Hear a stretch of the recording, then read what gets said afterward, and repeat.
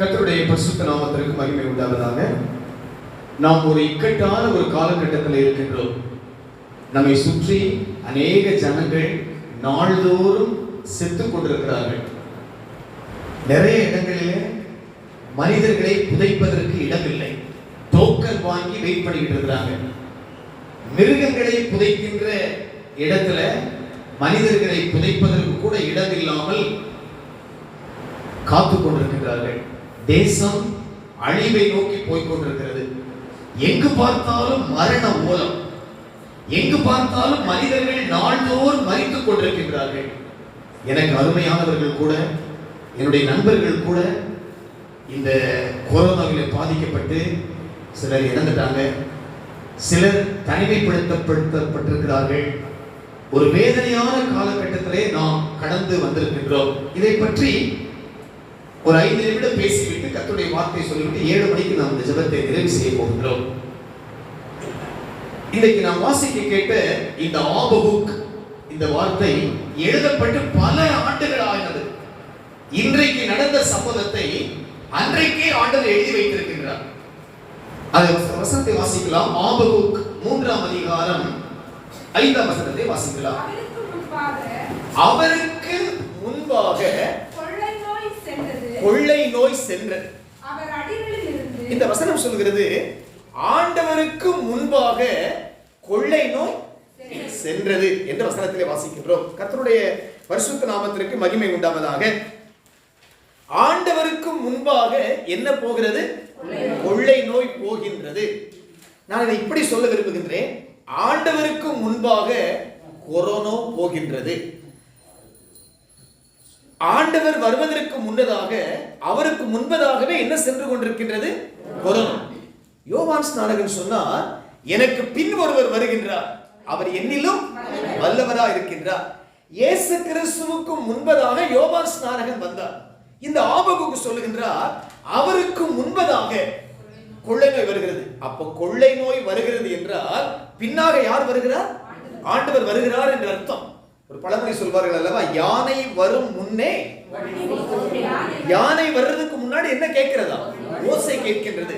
இப்ப இயேசு கிறிஸ்து வருகிறார் என்பதற்கு அடையாளமாக, ஒரு எச்சரிப்பாக, ஒரு எக்காலமாக வசனம் சொல்கிறது, அவருக்கு முன்பாக என்ன போகிறது? கொள்ளை நோய்.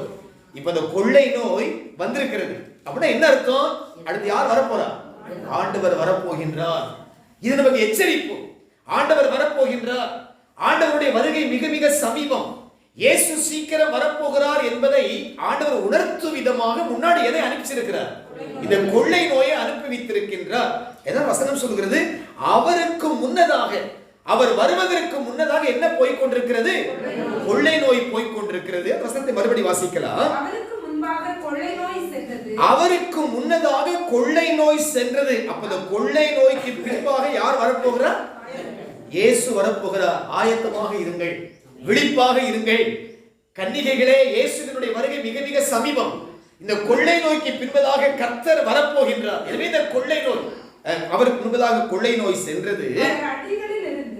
அவர் அடிகளில் இருந்து, அடிகளில் அவருடைய நடை, அவருடைய அந்த ஸ்டெப், அவருடைய அடிகளில் இருந்து எரிபந்தமான காய்ச்சல் புறப்பட்டது. இப்போ கொரோனா அதனுடைய அறிகுறி என்னதாங்க? காய்ச்சல்.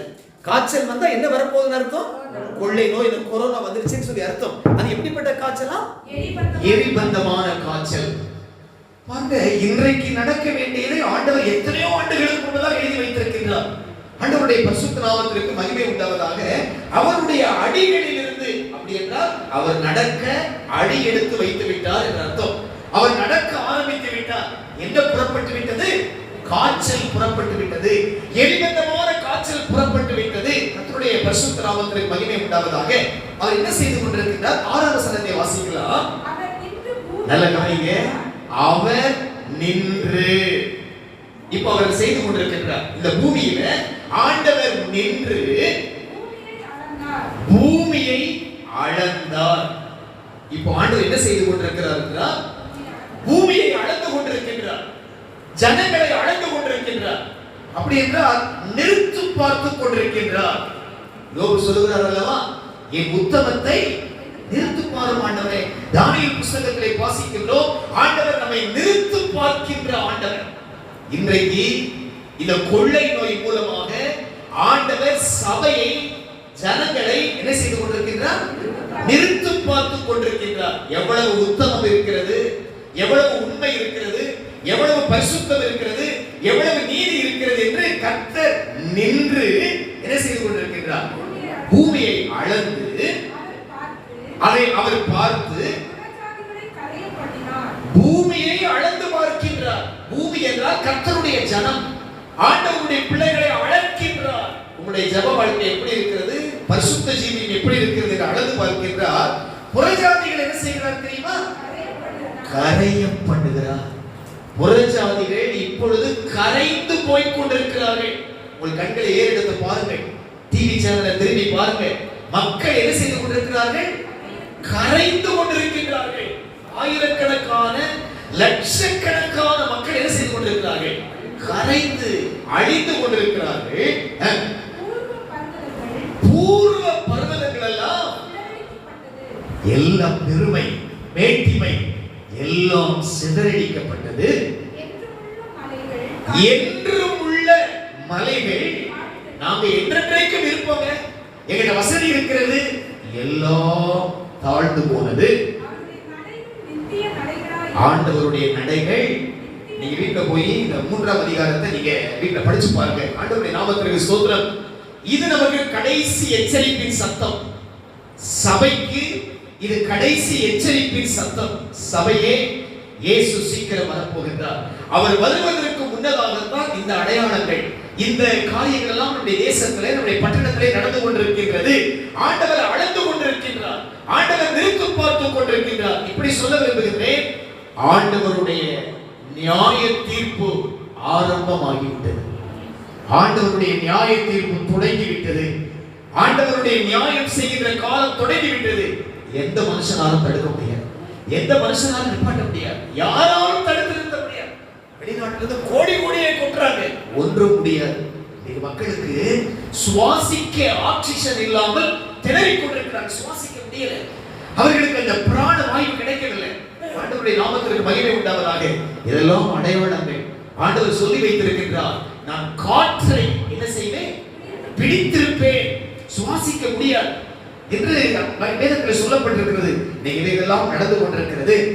இந்த நியாய தீர்ப்பு முதல்ல எங்க ஆரம்பிக்கும் தெரியுமா? சபையில தான் ஆரம்பிக்கும். கர்த்தருடைய சபையில தான் ஆரம்பிக்கும். ஆண்டவர் முதல் நியாயம் செய்ய போகிறது கர்த்தருடைய சபையில. எல்லா சபையும் பூட்டி இருக்கு, நம்ம சபையை மட்டும் ஆண்டவர் திறந்து ஏன் இதை சொல்லிக் கொண்டிருக்கிறார் என்றால், நாம் இன்னும் சரிப்படல, நாம் இன்னும் பரிசுத்தம் அடையவில்லை, நாம் இன்னும் உண்மையாக இருக்கவில்லை. எனவேதான் கர்த்தர் நம்மை கூட்டி சேர்த்து உணர்வு உண்டாக்கி கொண்டிருக்கிறார். மனம் திரும்பு, மனம் திரும்பு. ஆண்டவர் தேசத்திலே கட்டுகளை அவிழ்த்து விட்டார். சங்கார தூதன், அழிக்கின்ற தூதன், அவருடைய கட்டுகள் எல்லாம் அறுக்கப்பட்டு எல்லாம் இங்கே சுற்றி திரிகிறார்கள். ஆண்டவருக்கு ஸ்தோத்திரம். 6 தூதர்கள் கட்டவிழ்க்கப்பட்டு தேசத்திலே உலாவிக் கொண்டிருக்கிறார்கள். சங்காரம் பண்ணுகிறவர்கள், அழிக்கின்ற தேவ தூதர்கள். அந்த 6 தூதர்கள்ல ஒரு தூதன் சணல் நூல் தரித்து இடுப்புல என்ன வச்சிருக்கிறான்? ஒரு மை கூட்டை வைத்திருக்கிறான். ஆண்டவர் முதல்ல சொல்றாரு, இந்த கொள்ளை நோய் நேரத்துல முதல்ல ஆண்டவர் அந்த மை கூண்டு வச்சிருக்கின்ற 6 பேர்ல ஒருத்தன், நீ போய் முதல்ல இந்த தேசத்தில் நடக்கின்ற அழிவெல்லாம் பார்த்து, அருவருப்புகளை எல்லாம் பார்த்து, யாரெல்லாம் பெருமூச்சு விட்டு அழுகிறார்களோ அவர்கள் நெற்றியிலே அடையாளம் போடு. இதுதான் என்னுடைய பிரசங்கத்தினுடைய தலைப்பு, அடையாளம் போடு.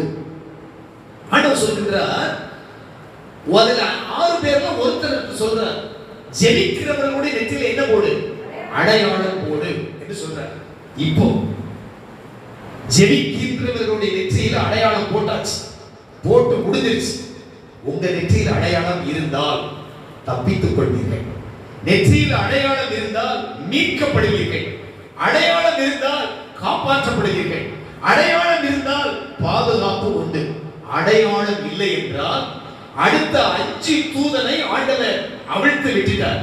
அவங்க தேசம் எல்லாம் சுற்றி திரிந்து இத்தாலி, ஜெர்மனி, அமெரிக்கா, பிரான்ஸ் எல்லாம் முடிச்சுட்டு இப்ப எங்க வந்து இறங்கி இருக்காங்க? இந்தியாவில் வந்து இறங்கி இருக்கிறாங்க. 2வது அலை மோசமாக சிறுவர், முதியவர், இளைஞர் யார் என்று பாராமல் எல்லாரையும் அவர்கள் வெட்டிக் கொண்டிருக்கிறார்கள். ஆண்டவருடைய நாமத்திற்கு ஸ்தோத்திரம். எசேக்கியேல் தீர்க்கதரிசன புத்தகம் 9ஆம் அதிகாரம் 6ஆம் வசனத்தை மட்டும் வாசிக்கலாம். வீட்டுல போய் எசேக்கியேல் 9 வாசிச்சு பாருங்க.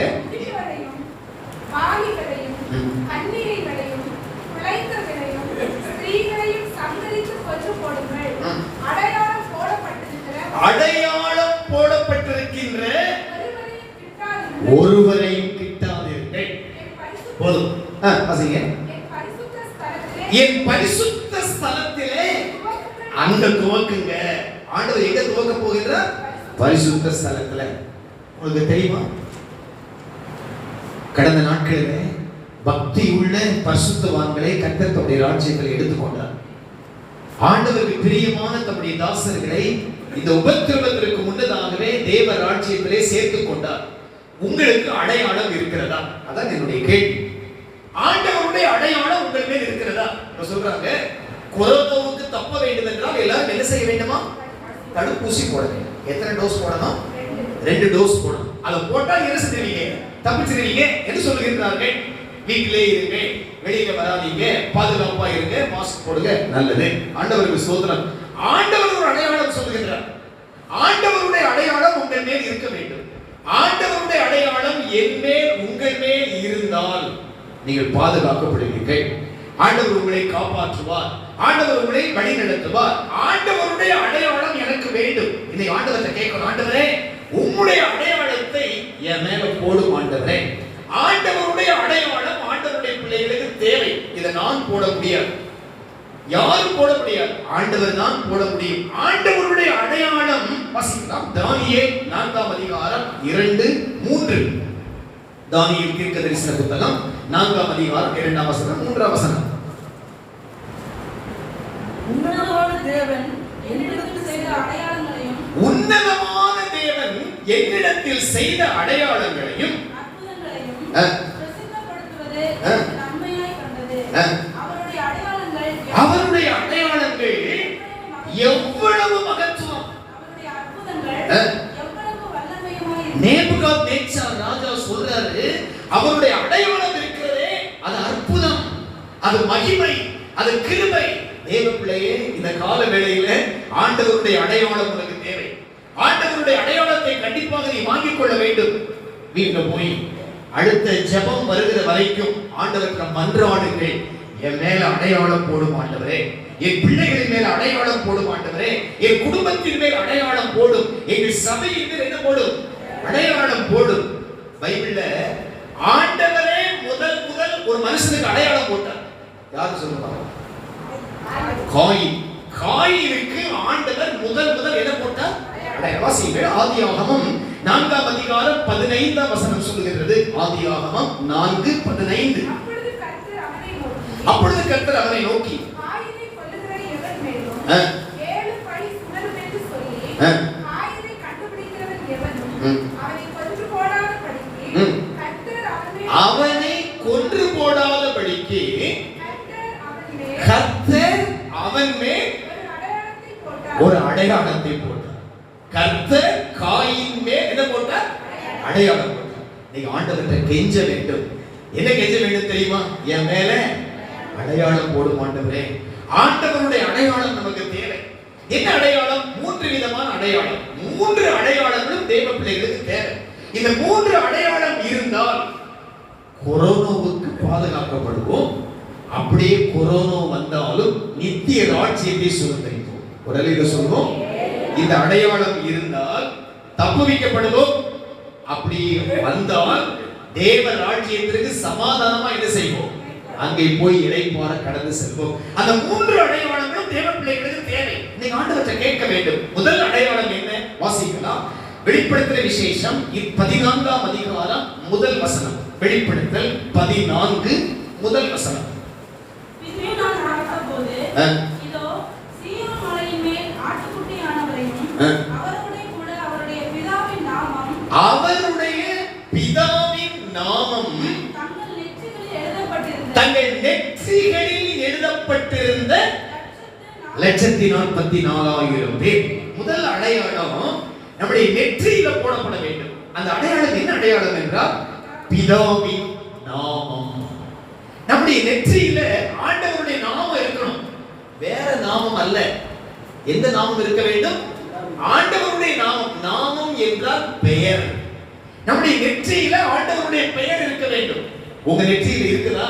ஆண்டவரை கேளுங்க, ஆண்டவரே உம்முடைய நாமம், உம்முடைய பெயர் எனக்கு வேண்டும் ஆண்டவரே. நான் கர்த்தருடைய பிள்ளை என்கின்ற அந்த நாமம் இருக்க வேண்டும். நான் ஆண்டவருக்கு சொந்தமானவன் என்கின்ற அந்த நாமம் நமக்கு இருக்க வேண்டும். கர்த்தருடைய நாமம் உனக்கு இருக்கிறதா? ஆண்டவருடைய நாமம் உன் சிரசில் இருக்கிறதா? உன் நெற்றியில் இருக்கிறதா?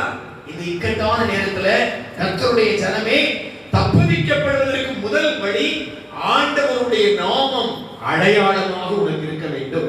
ஆண்டவருடைய நாமம் உனக்கு அடையாளமாக இருந்தால், வாசிக்கலாம் உபாகமம் 28:10. அங்கே இதே வார்த்தையை தான் அங்கே வேதம் சொல்லுகிறது. உபாகமம் 28:10. அப்பொழுது கர்த்தருடைய நாமம் உனக்கு தரிப்பிக்கப்பட்டது என்று, கர்த்தருடைய நாமம் உனக்கு தரிப்பிக்கப்பட்டது என்று பூமியின் ஜனங்கள் எல்லாரும் கண்டு உனக்கு பயப்படுவார்கள்.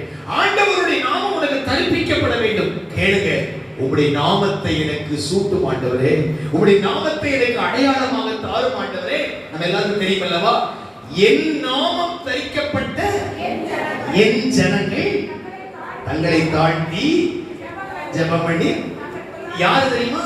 யாருக்கு சேமம் உண்டாகும் தெரியுமா? அவருடைய நாமம் தரிக்கப்பட்டவர்கள்.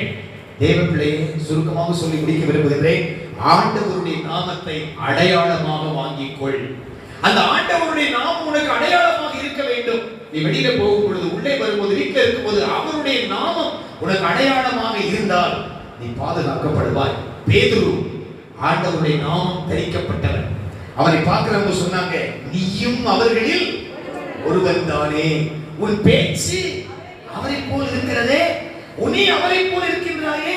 அப்போ ஆண்டவருடைய நாமம் எனக்கு தரிக்கப்பட்டிருக்க வேண்டும். நீங்க அந்த லாக்டவுன் நாட்கள்ல ஆண்டவர்கிட்ட கேளுங்க, உங்களுடைய நாமம் எனக்கு தரிக்கப்பட வேண்டும். யாருக்கு ஆண்டவர் நாமத்தை தரிப்பார் தெரியுமா? அவருடைய நாமம் தரிக்கப்பட வேண்டும் என்றால் வெளிப்படுத்தின விசேஷம் 14ஆம் அதிகாரம் 1 வாசிச்சுட்டே வரலாம். குறிப்பா 4வது வசனத்தை வாசிக்கலாம். ஆண்டவருடைய நாமம் தரிக்கப்பட வேண்டும் என்றால் நம்ம எப்படி இருக்க வேண்டுமா? ஸ்திரீகளால் கரைப்படாதவர்கள். யாருக்கு ஆண்டவருடைய நாமத்தை தரிப்பார் தெரியுமா? கரைப்படாதவர்கள், கற்புள்ளவர்கள், அவரை பின்பற்றுகிறவர்கள். இந்த சுபாவம் எல்லாம் இருந்தால் ஆண்டவருடைய நாமம் எனக்கு என்ன செய்யுமா? தரிப்பிக்கப்படும். அருமையான ஆண்டவருடைய பிள்ளைகளே, அவருடைய நாமம் எனக்கு வேண்டும். கர்த்தருடைய நாமம் பலத்த துருகம், நீதிமான் அந்த சுகமாய் இருப்பதற்கு அவருடைய நாமம் எனக்கு வேண்டும். அவருடைய நாமத்தை நான் தரிக்கப்பட வேண்டும். முதலாவதாக கர்த்தருடைய நாமம் நமக்கு வேண்டும், அது அடையாளமாக கொடுக்கப்பட வேண்டும். இரண்டாவதாக இயேசு கிறிஸ்துவின் இரத்தம் நம் மேல அடையாளமாக இருக்கணும். எப்போதும் இயேசுவின் இரத்தம் நமக்கு அடையாளமாக இருக்கணும். தேசத்துல கொள்ளை நோய் பரவுகிறது, தேசத்திலே சங்கார தூதன் பரவி கொண்டிருக்கின்றான். நம்ம மேல ஆண்டவரின் இரத்தம் இருக்க வேண்டும். நம்ம குடும்பத்தின் மேல ஆண்டவரின் இரத்தம் அடையாளமாக இருக்க வேண்டும். வாசிக்கலாமா? யாத்திராகம புஸ்தகம் 12ஆம் அதிகாரம் 13ஆம் வசனத்தை வாசிக்கலாம். யாத்திராகமம் 12:13. நீங்கள் இருக்கும் வீடுகளில் அந்த இரத்தம் உங்களுக்கு அடையாளம். எது நமக்கு அடையாளம் தெரியுமா? இயேசு கிறிஸ்துவினுடைய இரத்தம். ஒவ்வொரு நாளும் சொல்லுங்க, உங்களுடைய இரத்தத்தால் என்னை மூடும் ஆண்டவரே, உங்களுடைய இரத்தத்தால் என்னை கழுவும் ஆண்டவரே, என் குடும்பத்தை உங்களுடைய இரத்தத்தால் மூடும் ஆண்டவரே. அருமையானவர்களே, அவருடைய இரத்தம் ஒவ்வொரு நாளும் நம்மை சூழ இருக்க வேண்டும். யாருமே இயேசுவின் இரத்தம் அடையாளமாக இருக்கிறதோ சங்கார தூதர் வர முடியாது, சங்கார தூதன் தொட முடியாது. கர்த்தரை பத்திரமாக பாதுகாப்பார். உன்னதமானவரின் மறைவில் இருந்தால் அந்த ரத்தம் நமக்கு அடையாளமாக இருக்கும். சிலுவையின் நிழலில் இருந்தால் அந்த ரத்தம் நமக்கு எப்படி இருக்கும்? அடையாளமாக பாதுகாப்பாக இருக்கும். இவரை படிச்சு பாருங்க. எபிரேயர் 12ஆம் அதிகாரம் 22 வசனத்தில் தான் சொல்லப்பட்டிருக்கிறது. ஆண்டவருடைய மறைவுக்குள் இருந்தால் நமக்கு அவருடைய ரத்தம் அடையாளமாக பூசப்படும். முதலாவதாக அவருடைய நாமம் நமக்கு அடையாளமாக கொடுக்கப்பட்டிருக்கிறது. அவருடைய ரத்தம் நமக்கு அடையாளமாக கொடுக்கப்பட்டிருக்கிறது. மூன்றாவதாக வாசிக்கலாம். யாத்திராகமம் 13:9 வாசிப்போம். யாத்திராகமம் 13:9. கர்த்தரின் நியாயப்பிரமாணம் மூன்றாவதாக நமக்கு எது அடையாளம் தெரியுமா? ஆண்டவருடைய நியாயப்பிரமாணம். இந்த நெருக்கடியான நேரத்துல வேதத்தை நல்லா வாசிங்க.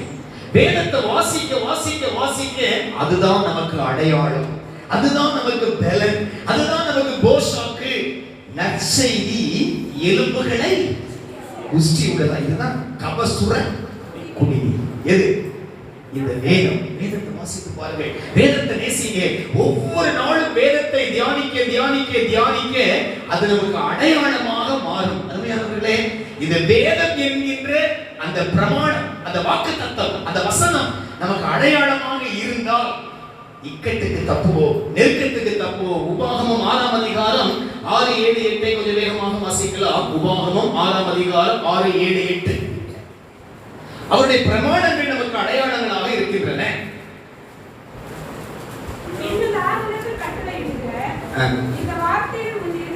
இந்த வார்த்தைகள் இருதயத்தில் இருக்க கடவது. உன் பிள்ளைகளுக்கு கருத்தாய் போதித்து உன் வீட்டுல உட்கார்ந்து இருக்கிற போது, உன் வீட்டுல நடக்கிற போது, எழுந்திருக்கிற போதும் அவைகளை குறித்து பேசி அவைகளை உன் கையின் மேல் அடையாளமாக கட்டிக்கொள் அப்படின்னு சொல்றாரு பாருங்க. இந்த வேதத்தை அடையாளமாக வைத்துக்கொள். வேதம் தான் நமக்கு அடையாளம். இதை நாம் அடையாளமாக வைத்துக் கொண்டால் நிச்சயமாக நம்ம பாதுகாக்கப்படுவோம். ஒவ்வொரு தடவையும் இந்த தடுப்பூசி போடும்போது அது அப்படியே அந்த ஊசி, அந்த தடுப்பு அப்படியே பெருசா வந்து பாத்தீங்கன்னா எல்லாரும் இருக்கும். தடுப்பூசி போட்டுப்பீங்களா? சின்ன குழந்தையில போடும்போது தடுப்பூசி அப்படியே சற்று அகலமாக வந்துவிடும். அது என்ன அடையாளம்? நான் இதற்கு, இந்த நோய்க்கு என்ன போட்டிருக்கிறேன்? தடுப்பூசி போட்டிருக்கிறேன் என்று அர்த்தம். அதே போல இந்த வரப்போகின்ற இந்த இக்கட்டிற்கு தப்பித்துக் கொள்ள வேண்டும் என்றால் கர்த்தருடைய நாமம் என்கின்ற தடுப்பூசியை போட வேண்டும். இயேசுவின் ரத்தம் என்கின்ற தடுப்பூசியை போட வேண்டும். அவருடைய பிரமாணம், வேத வசனத்தினால் நாம் அடையாளப்படுத்த வேண்டும். அப்படி அடையாளப்படுத்தினால் கர்த்தருடைய கரம் நம்மை தாங்கும். தாவீதுக்கு ஆண்டவர் ஒரு அடையாளம் போட்டார். என்ன அடையாளம் தெரியுமா? என் இருதயத்திற்கு ஏற்றவன் என்கிற அடையாளத்தை ஆண்டவர் தாவீதுக்கு போட்டார். யோபுவுக்கு ஆண்டவர் ஒரு அடையாளம் போட்டார். என்ன அடையாளம் போட்டார் தெரியுமா? என் தாசன், என் தாசனாகிய யோபுவின் மேல் கவனம் வைத்தாயோ. ஆண்டவர் யோபுவுக்கு ஒரு அடையாளம் போட்டார். இவன் என்னுடைய தாசன். காலேபுக்கு ஆண்டவர் ஒரு அடையாளம் போட்டார். உத்தமமாய் என்னை பின்பற்றினவன். மோசேக்கு ஆண்டவர் அடையாளம் போட்டார். உண்மை உள்ளவன், நீடிய சாந்த குணம் உள்ளவன். நமக்கு ஆண்டவர் இந்த நாட்களில் அடையாளம் போட வேண்டும். என்ன அடையாளம் போடுவார்? ஆண்டவரை கேளுங்க, எனக்கு ஒரு அடையாளத்தை தாரும் ஆண்டவரே. தாவீது கேட்கின்றார், நீ எனக்கு துணை செய்வதை மற்றவர்கள் அறியும்படிக்கு எனக்கு ஒரு அடையாளத்தை என்ன செய்ய வேண்டும்? காண்பிக்க வேண்டும் என்று 86ஆம் சங்கீதம் 17ஆம் வசனத்திலே தாவீது கேட்கின்றார். நம்ம ஆண்டவரை கேட்கணும், எனக்கு இன்றைக்கு ஒரு அடையாளம் வேண்டும் ஆண்டவரே. என் சரீரத்துல, என்னுடைய பிள்ளைகளின் மேல், என் குடும்பத்தின் மேல் ஒரு அடையாளம் போடும் ஆண்டவரே. அடையாளம் போடப்பட்டவர்களை தான் ஆண்டவர் நித்தியத்திற்கு எடுத்துக் கொள்ளும்படி வரப்போகின்றார். அடையாளம் போடப்படாதவர்கள் வருகையிலே போக முடியாது. ஆண்டவருடைய வருகையிலே போக வேண்டும் என்றால் முத்திரை போடப்பட வேண்டும். ஆண்டவருடைய ராஜ்யத்திற்கு போக வேண்டும் என்றால் அடையாளம் போடப்பட வேண்டும். நாம் அடையாளம் போடப்பட ஆண்டவரிடத்தில் கெஞ்சுவோம். எனக்கு அடையாளம் போடும் ஆண்டவரே, உம்முடைய நாமம் எனக்கு அடையாளமாக இருக்கட்டும். உம்முடைய ரத்தம் எனக்கு அடையாளமாக இருக்கட்டும். அடுத்தபடியாக உம்முடைய நியாய பிரமாணம் எனக்கு அடையாளமாக இருக்கட்டும். எனக்கு அந்த அடையாளத்தை தாரும் ஆண்டவரே என்று சொல்லி இந்த லாக்டவுன் நாட்களிலே ஆண்டவரை பார்த்து கேட்போம். கர்த்தர் நமக்கு அந்த காரியத்தை கட்டளையிடுவார். முழங்கால் படியில் நம்ம கண்களை மூடி ஆண்டவரை நோக்கி பார்த்து கேட்போம். ஆண்டவரே, என் சிரசிலே என்னுடைய நெற்றியிலே உம்முடைய அடையாளத்தை எனக்கு போடும் ஆண்டவரே என்று சொல்லி கர்த்தரை நோக்கி பார்ப்போமாக. ஹல்லேலூயா. ஆண்டவரே, உமக்கு ஸ்தோத்திரம் ராஜா. உமக்கு நன்றி செலுத்துகின்றோம் கர்த்தாவே. நன்றியோடு ஸ்தோத்திரிக்கின்றோம் ஆண்டவரே. ஆண்டவரே, உம்முடைய அடையாளம் எனக்கு தேவை கர்த்தாவே. ஆண்டவரே, உமக்கு ஸ்தோத்திரம் ராஜா. உம்முடைய அடையாளத்தினால் என்னை நீர் பலப்படுத்த நாங்கள் ஜெபிக்கிறோம் ஆண்டவரே என்று சொல்லி எல்லாரும் ஆண்டவரை கேட்கலாம். இது மிக முக்கியமான நேரம். ஆண்டவருடைய அடையாளம் இப்பொழுது நம்மை